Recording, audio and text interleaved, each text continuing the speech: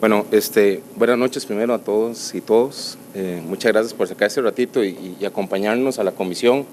Gracias al colegio también por darnos este espacio y poder comentar estos casos.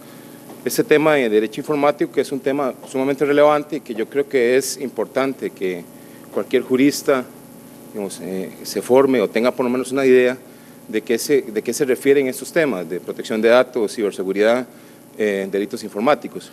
Yo quería compartir con ustedes una pequeña ponencia, ¿verdad? La idea es hacerlo muy concreta, sobre un tema, no sé si ustedes han escuchado en algún momento, que es el derecho al olvido, ¿verdad? El bendito derecho al olvido. Es un tema sumamente importante, un tema sumamente interesante, sobre todo cuando estamos hablando del tema del Big Data, ¿verdad? Que es el Big Data es esos grandes volúmenes de información que todos generamos día a día, aunque no queramos, estamos generando información. Cada vez que usted entra a hacer una búsqueda en Google, ¿verdad? ¿No se escucha? ¿Se escucha? Sí.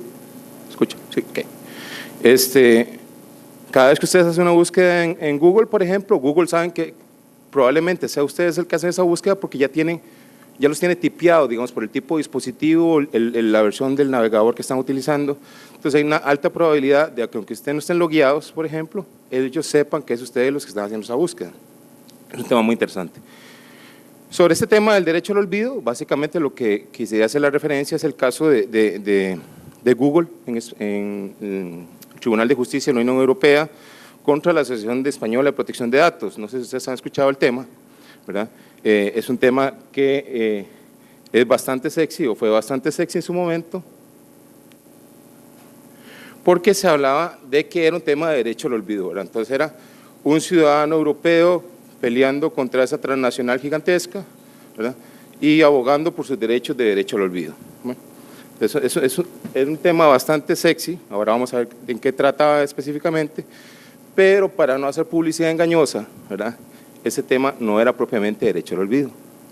Lo que se estaba tratando ahí no era derecho al olvido, lo que se estaba tratando ahí era si Google, porque específicamente era con ese buscador, tenía que indexar o no indexar, digamos, la información que había sobre ese ciudadano español, ¿verdad? Pero nunca se cuestionó la fuente de la información. Y a eso lo vamos a ver ahora con más detalle, es decir, nunca se cuestionó si el periódico, porque era el caso, tal vez ponemos en contexto, era un caso que se había dado en Barcelona, donde una persona se le había embargado y rematado una propiedad por unas deudas que tenía con la Seguridad Social. Entonces, un periódico español había obviamente publicado el remate, fue como en el año 98, cuando esta persona hizo su búsqueda, y la curiosidad de voy a poner mi nombre en Google para ver qué aparece sobre mí, le apareció ese remate, y ya había pasado bastante tiempo, estamos hablando, eso fue en el 98, ese tema empezó como en el 2010, había pasado más de 10 años, entonces él se fue ante el periódico, La Vanguardia en España, el periódico dijo no, yo no tengo por qué eliminar esa información porque es una obligación legal de tener publicada esa información. Se fue contra Google también, ¿verdad? Se fue a la Agencia Española de Protección de Datos pidiendo que ellos eliminaran la información. La Agencia Española de Protección de Datos a su vez dijo no, el periódico está bien que lo tenga publicado porque es información pública, pero usted Google sí tiene que desindexarlo. Es decir, en sus búsquedas no tiene que aparecer esta persona con esta información. Lo cual desde el principio es un poco contradictorio porque sí es información que sí debe estar pública, pero casi que digo, no tiene que ser tan pública, es así como que sea pública pero no tanto. Entonces vamos a ver que hay ciertas contradicciones en el caso y que es importante tenerlo claro. Bueno, básicamente ese periódico, o sea, todavía ustedes pueden buscar la información, ahí está el periódico, el PDF donde salió publicado el remate de esta persona, ¿verdad? Entonces, para ubicarnos en el tema, este tema es no sobre Google o no Google, realmente Google yo creo que salió en este tema como un tema secundario. Es cualquier proveedor de servicios de Internet, puede ser el día de mañana Wikipedia, puede ser cualquier otro navegador. El tema que sea Google realmente es un tema secundario, aunque es un tema que llama la atención por el mero hecho que aparezca Google de por medio. No es un tema contra el honor. No estamos hablando de faltas contra el honor, estamos hablando de información real que existe en la red y si esa información tiene que estar no eliminada, porque eso no es el tema que se estaba tratando, es si tiene que estar indexada o no indexada, ¿verdad? Y como les digo, no es un tema propiamente de derecho al olvido, es un tema de que usted, el buscador, no lo indexe. O sea, indexar significa que, por lo general, los buscadores lo que hacen es que mediante un software comienzan a indexar todas las páginas web en Internet, hacen una lista, ¿verdad?, de esas páginas, y eso es lo que le aparece a usted cuando usted hace la búsqueda por los términos. Básicamente no desaparezco la página fuente, la web fuente, pero sí pido al navegador, al buscador, que lo desindexe. Aquí hay un tema interesante, y tal vez es interesante porque una de los contraargumentos que dio Google, Google dijo, existen formas técnicas mediante los cuales mi software de indexación respeta si me dice que no indexe esa página. Mediante ciertas etiquetas que solo se pueden en ciertos formatos, en HTML, Google se compromete a que si usted me marca al webmaster, al propietario de la página web, si usted me marca que eso no tengo que indexarlo, yo lo respeto y no lo indexo. Pero aquí la fuente no está usando esas marcas. Y vamos a ver que es un problema un poco técnico también, porque estas marcas que básicamente se denominan robot TXT o no index meta tag, son etiquetas que yo le pongo en el código fuente del HTML para decirle, Google, no indexe esto. Solo se puede hacer en HTML. Hasta el momento, cualquier información que esté en PDF, por ejemplo, no puedo yo etiquetarlo de alguna manera, decirle, bueno, de este periódico, indéxeme nada más esta parte y no me indexe esta otra parte. No existe esta tecnología actualmente. Sin embargo, es interesante porque quien escoge el formato en que la información se está presentando no es el buscador, es el dueño de la página web original. Entonces, quiero decir que sí hay elementos técnicos para obligar a Google de forma automática que no me indexe una información. Me llevas el tiempo.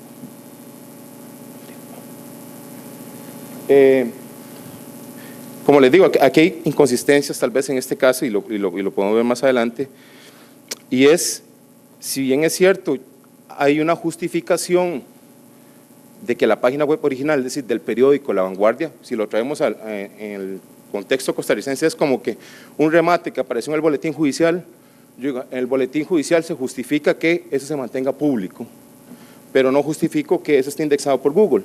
Entonces hay una inconsistencia, como les digo, es un poco de, téngalo público, pero no lo haga tan público, o sea, hágalo medio público, ¿verdad? Es un caso inconsistente. Y si ustedes están interesados, tal vez en ver más este tema, les recomiendo, y realmente es, como dicen, una pieza jurídica, no la sentencia, pero sí es una pieza jurídica, las conclusiones que emite el abogado general del tribunal, que es como el procurador del Tribunal de Justicia de la Unión Europea. Me parece que es un criterio sumamente interesante y donde este señor, no pronuncio el apellido porque es medio complicado, dice que el tema de fondo aquí es si Google o cualquier herramienta buscador, en este caso, a la hora de indexar esa información, es responsable o no de manejo de datos personales. Ese es el kit del asunto. Si cuando Google indexa, es responsable o no del manejo de gestión de sus datos personales. Y eso entonces me permite a mí obligar a ese responsable a eliminar esa información. Él considera que no, que cuando Google hace una indexación, no se puede considerar que sea responsable de la gestión de datos personales, porque uno de los atributos que tiene el responsable de datos personales es que el responsable de datos personales puede elegir qué datos meto y qué datos no meto, y introduzco o no introduzco de la persona de la cual quiero reservar. Es decir, si yo estoy montando un sistema con mis clientes y yo digo, ok, de mis clientes quiero la cédula, quiero el domicilio, quiero la foto y quiero el número de vehículo, la placa del vehículo. Google no puede escoger eso. Google simplemente agarra lo que haya y lo mete en un gran saco, ¿verdad? Y no sabe qué es lo que hay ahí. O sea, básicamente lo que dice, no sabe si es dato personal, no sabe si es un dato público, no sabe qué es la información, esa es información contextual. Entonces, ese abogado, muy interesante, dice, no puedo considerar a Google un responsable de manejo de datos personales. Bueno, por otro lado, el tribunal sí considera que Google es el responsable de manejo de datos personales y lo obliga, ¿verdad?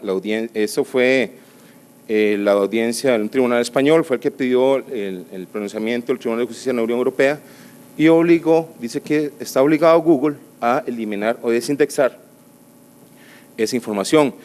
Y aún más, no sé si ustedes han visto, antes por lo menos usted hacía una búsqueda, ¿verdad? Sobre todo en ciertos dominios, por ejemplo en dominios en Europa, usted iba a google.es, pedía una información y abajo le salía una coletilla que dice hay resultados de esta lista que fueron eliminados. Los europeos han ido más allá y le han dicho que Google ni siquiera puede decir que se ha eliminado información. Todavía es más complicado el tema. Y para todavía agravar más el tema, la justicia francesa, entiendo que quiere que se aplique esa obligación, porque en el caso de Google por lo menos hay varios dominios, ¿verdad? Está Google España, Google Italia, Google Costa Rica, Google CR, Google, ¿verdad? El que sea. Está diciendo que eso tiene que aplicarse a todos los dominios. Es decir, si yo soy costarricense y yo no tengo nada que ver con la directiva de la Unión Europea, yo también me veo afectado, digamos, de esos elementos. Cosa que se ha preocupado mucho, porque bueno, la respuesta de Google es, si yo tengo que aplicar eso a todos mis dominios, quiere decir que en legislaciones donde está prohibido, por ejemplo, publicidad de contenido homosexual, entonces tengo que aplicárselo a todo el mundo también. Entonces hay inconsistencias en este tema realmente preocupantes y tal vez la intención de la charla, más que entrar en un caso específico, es tener el cuidado de si en algún momento nosotros, y ojalá aquí haya gente de la PRODAP, ¿verdad?, para hablar del tema, si nos toca ver este tipo de casos, porque hay ciertas aristas que me parece que no se han entrado a detallar y que podría estar cayendo en una falacia, digamos, a la hora de resolver estos temas. Bueno, aquí tal vez no, para ahorrar tiempo, la sentencia es una buena intención. Sí. Ok. La sentencia es una buena intención, ¿verdad? O sea, realmente hay una preocupación de proteger el derecho al olvido, pero el tema es que se queda como una media tinta, ¿verdad? Y tal vez aquí les hago una observación de qué es mi opinión. Si fuera el caso aquí en Costa Rica, y aquí lo vamos a ver más adelante, voy a adelantarme y después regreso. Vamos a ver. Ustedes entran en este momento al alcance de la Gaceta. Es una búsqueda que hice yo ayer y toda está la información. En el 2004, hay una lista de personas morosas con tributación.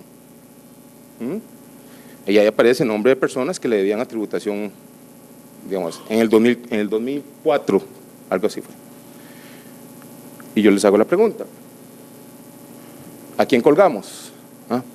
Esos datos personales están expuestos, ¿a quién colgamos? A Hacienda, ¿verdad? Porque no se ha preocupado de actualizar esa información.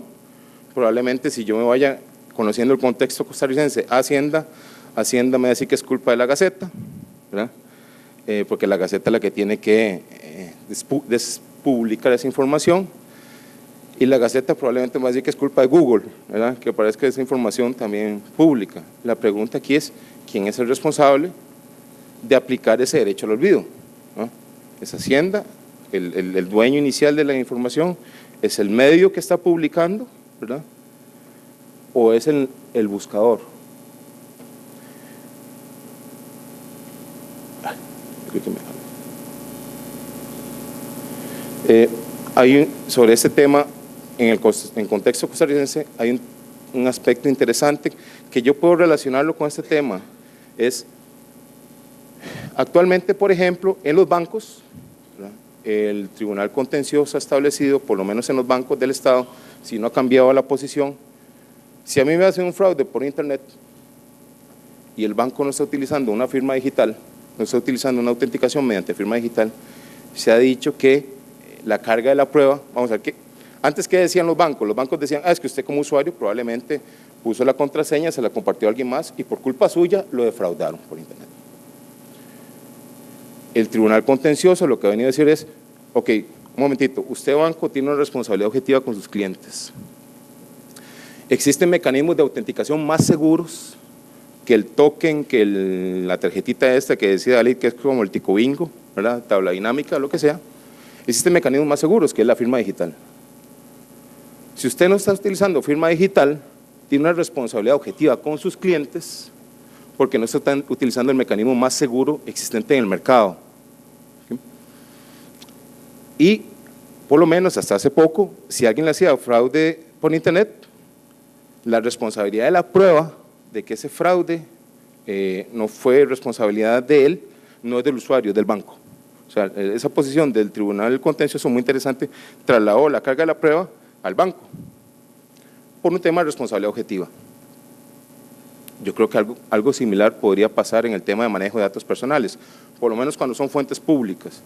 Es decir, cuando la Gaceta, para ponerlo el boletín judicial o otro medio de información pública, está manejando datos personales y existen elementos tecnológicos por los cuales puede ser que no se indexe esa información, hay una responsabilidad objetiva del ente publicante de esa información.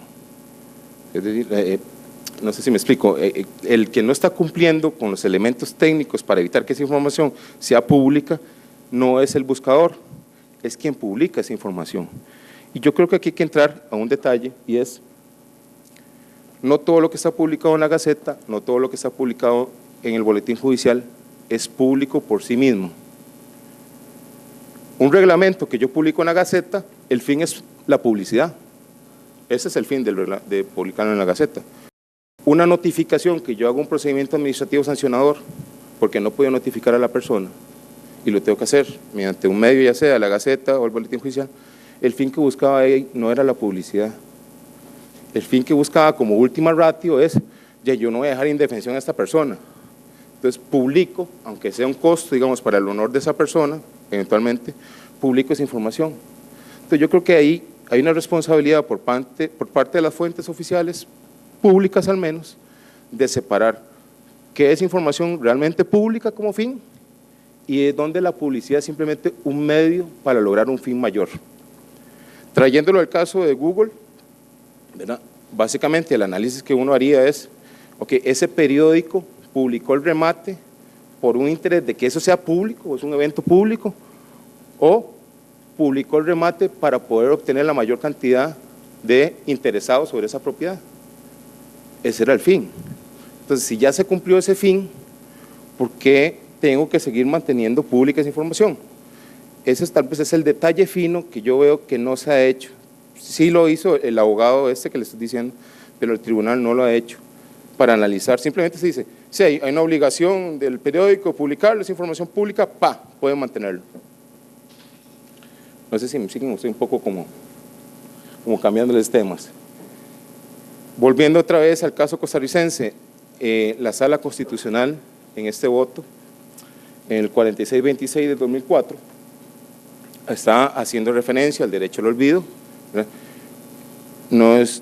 Es una construcción, digamos, que permite que la persona reinicie o rehaga su vida, ¿verdad? No estar atrapado, no ser prisionero del pasado, dice la Sala Constitucional. Pero aquí también hay un tema interesante con respecto a la sala.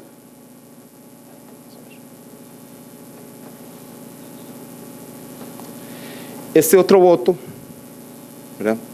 Básicamente fue una persona que estuvo por un hurto, estuvo en prisión 3 meses en el año 2002, 2003 y a raíz de eso no había podido conseguir trabajo, ¿verdad? En principio la materia sancionadora penal en Costa Rica por lo menos tiene un máximo de 10 años, ¿no?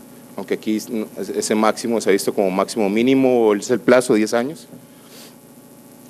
Y básicamente lo que él dice, mire, yo fui a prisión 3 meses y no pude conseguir trabajo porque todo el mundo me pide la hoja de delincuencia y aparecen esos benditos 3 meses, entonces nadie me da trabajo. La sala lo que dice es, bueno, vea, es que ese registro no es público, ese registro es información que solo puede obtener el interesado cuando el patrono se lo pide, ¿no? Entonces, el interesado tiene que dar el consentimiento para dar esa información, entonces no hace falta que se elimine. Y de por sí, es potestad del patrono saber los antecedentes de la persona que está contratando, ¿no? Entonces uno siente también aquí que nos quedamos también como en el medio, ¿verdad? Hay como un derecho al olvido, pero que no sea tan olvido tampoco, ¿no? hay un tema contradictorio, ¿verdad? Inclusive a nivel de voto de la sala, lo digo respetuosamente, porque si lo que se busca con el derecho al olvido es que la persona se restablezca en sus relaciones, pues lo que la sala le está diciendo aquí es, probablemente si el patrono se lo pide y usted no lo va a dar, ¿qué es lo que va a pensar el patrono, verdad? Ni cajita blanca que le diéramos al patrono para pensar que no hay nada irregular. Entonces, esas posiciones donde queda como el tema medias tintas, ¿verdad? Creo que es donde deberíamos preocuparnos como juristas, ¿verdad? Es o no es, ¿verdad? Pero ese tema de que puede ser, ¿verdad? Es como complicado. Bueno, esto es lo que aparecía antes, eso ya no aparece, ¿verdad? Antes aparecía una indicación de Google de que se había eliminado. Y entonces la pregunta aquí es si realmente estamos entendiendo de qué es el tema, ¿verdad? De qué nos estamos refiriendo. Y tal vez aquí les hago una ilustración. El tema cae muy bien, calza muy bien, cuando yo tengo un sistema propiamente que es para gestión de datos personales. Entonces, cuando estoy en el banco y el banco está pidiendo información de su cliente, es un sistema que se diseñó, se pensó y se está usando para el manejo de datos personales. Ahí el sistema cae súper bien. Entra la ley de protección de datos personales, si dependiendo de las circunstancias va a tener que pedir consentimiento, ¿verdad? Dependiendo de la situación también va a tener que registrar esa base de datos ante la PRODAP. Pero, ¿qué es lo que pasa? Ahora el mundo no es tan así. Ahora el mundo es un conjunto de información de datos personales que yo agarro, ¿verdad? O que se agarra, y que no eran sistemas que están pensados solo para datos personales. Vamos a ver, Google, Wikipedia o cualquier otro medio proveedor de servicios no está pensando en manejar datos personales. Cuando en Wikipedia hace referencia a actos de corrupción, por ejemplo, no está pensando en manejar datos personales, es simplemente un contenedor de información. Entonces, ahí el tema de protección de datos personales como que entra en cierto nivel de contradicción y no se puede aplicar completamente puro. Cuando es un sistema que es pensado en manejar datos personales, es muy fácil identificar dónde van a estar incorporados esos datos, ¿verdad? Realmente estoy pidiendo datos personales, ¿cuál va a ser la estructura sobre esos datos personales? La atomicidad del dato, o sea, yo puedo especificar dónde en la base de datos es que está esa información del domicilio, la fotografía que estoy utilizando en mis clientes. Cuando no son sistemas pensados solamente para manejo de datos personales, eso ya va a ser muy complicado. ¿Por qué? Porque va a haber un elemento contextual. Google lo que está procesando es una imagen, no sabe si esa imagen contiene un dato personal o no, simplemente es una imagen más. Google lo que está manejando es indexando una página en Facebook, no sabe si eso tiene información personal o no. Entonces ahí el tema de la actual normativa de protección de datos realmente se complica en su aplicación.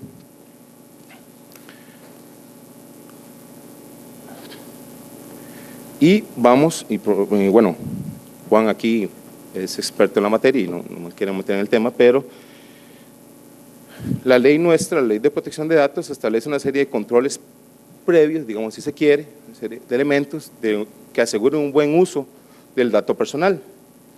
Por ejemplo, pide un consentimiento en la recolección de los datos personales, ¿verdad? Cuando alguien va a recopilar datos personales, tiene que pedir ese consentimiento. Tiene que registrar en ciertas circunstancias la base de datos, sobre todo cuando hay fines de lucro en la recolección de esos datos personales. Y tiene que indicar, por ejemplo, en el consentimiento si va a subcontratar ese servicio de gestión de datos personales. Es decir, si va a subcontratar un data center, en el consentimiento debe indicarlo. Ahora, surge un tema aquí interesante, que yo lo decía la vez pasada, y me aparto de la presentación. Hace como 2 años hubo un hackeo del CICERE.